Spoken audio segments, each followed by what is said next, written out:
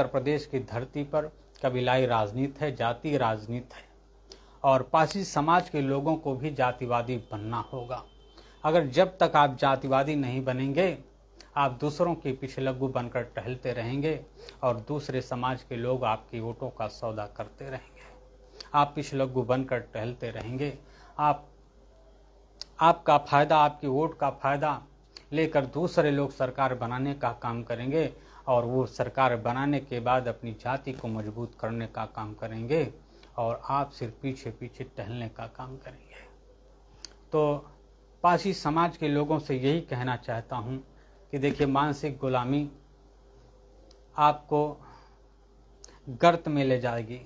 ना तो आप अपना उत्थान कर सकते हैं, ना तो समाज का उत्थान कर सकते हैं। मानसिक गुलामी से सिर्फ आप पेट पाल सकते हैं, अपने परिवार का भला नहीं कर सकते हैं, ना तो समाज का भला कर सकते हैं।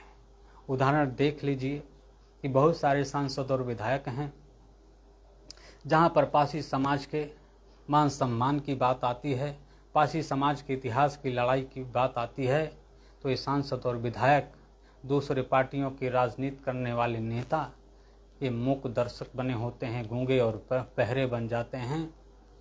आपके लिए, अपने समाज के लिए, अपने हक और अधिकार के लिए आवाज़ नहीं उठाते हैं। अगर जरा सी भी जिस पार्टी से राजनीति कर रहे हैं उस जात के लोगों को कुछ होता है तो यही सबसे पहले पासी समाज के मानसिक गुलाम नेता नंगा नाच शुरू कर देते हैं कि फलाने के ऊपर बहुत अत्याचार हो रहा है, ढकाने के ऊपर बहुत अत्याचार रहा है। भैया भाऊजी और नेताजी को खुश करने के लिए सबसे पहले पुतला फूंकते हैं, सबसे पहले डंडा लेकर आगे पहुंचने का काम करते हैं। लेकिन जब यही घटनाएं पासी समाज के ऊपर आती हैं तो ये मानसिक गुलाम नेता, ये मानसिक गुलाम सांसद और विधायक के मुंह में दही जम जाती है, मुंह से आवाज़ नहीं निकलती है। साथियों, आज देख लीजिए कि इस उत्तर प्रदेश की सरकार में पासी समाज पर कितने अन्याय और अत्याचार हो रहे हैं। साथियों, कोई भाजपाई, कोई सपाई, कोई बसपाई, कोई कांग्रेसी आपकी लड़ाई लड़ने जा रहा है, मुंह खोल रहा है? नहीं खोल रहा है। जब ये मानसिक गुलाम दूसरे पार्टियों के अपने राजाओं महाराजाओं का विजय दिवस नहीं मना सकते, अपने समाज के ऐतिहासिक धरोहरों की लड़ाई नहीं लड़ सकते, तो आपके खिलाफ हो रहे अन्याय और अत्याचार के खिलाफ ये कैसे जाएंगे? ये तो मानसिक गुलाम है साथियों। तो इसलिए कहता हूँ पासी समाज के लोगों, अगर आप मन बना लेंगे तो उत्तर प्रदेश की धरती पर प्रबुद्धवादी बहुजन मोर्चा जो पार्टी है पासी समाज की, और निश्चित रूप से इस उत्तर प्रदेश की ऐतिहासिक कायम करके आप लोगों को सत्ता में भागीदारी दिलाकर आपके हक और अधिकार को सुरक्षित रखने का काम करेगी।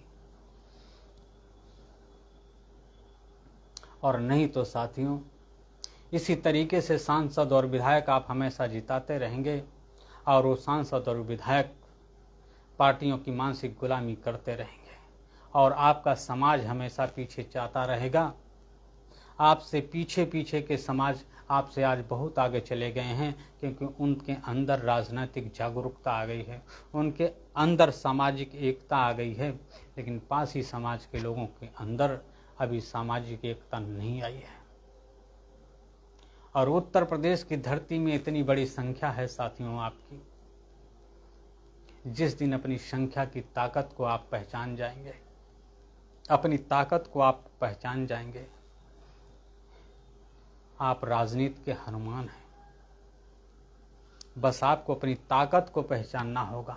जिस दिन अपनी ताकत को पहचान जाएंगे, राजनीतिक रूपी समुद्र को लांघ जाएंगे और सत्ता की दहलीज पर पहुंच जाएंगे। साथियों, जब सत्ता की दहलीज पर पहुंच जाएंगे तो कोई इस दुनिया की कोई भी ताकत आपको सत्ता से हटा नहीं सकती। यही भय अन्य समाज में है, अन्य पार्टियों में है कि पासी समाज को कभी एक होने मत दीजिए। पासी समाज के धन पशु जो हैं, जो अधिकारी हैं, नौकरशाह हैं, उनके पास पैसा है, उनको मिलाओ, उनको सुरक्षित सीटों पर टिकट दीजिए और जितवाकर उनको अपना मानसिक गुलाम बनाकर अपने पास रखो।